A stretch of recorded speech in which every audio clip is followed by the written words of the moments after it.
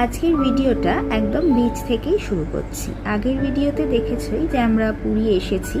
আমাদের ট্রেন যেহেতু ভোরবেলা 4টের সময় নামিয়ে দিয়েছে, তো সেই কারণে আমরা হোটেল বুক করা থাকলেও রুম পাইনি, কারণ এখানে চেক আউট টাইম হচ্ছে সকাল 7টা।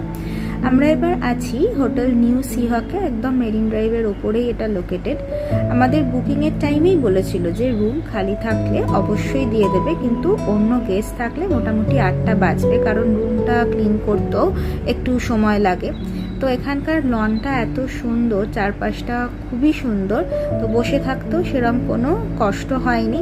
এরকম বসে বসে সমুদ্র দেখার সুযোগ তো আর আমরা কেউ কলকাতায় থেকে পাই না, বলো।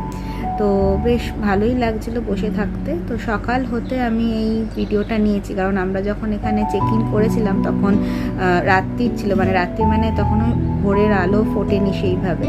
তো এই আমাদের আজকের ভিডিও। তো চলো নেক্সট ব্লগে আবার দেখা হচ্ছে। টাটা।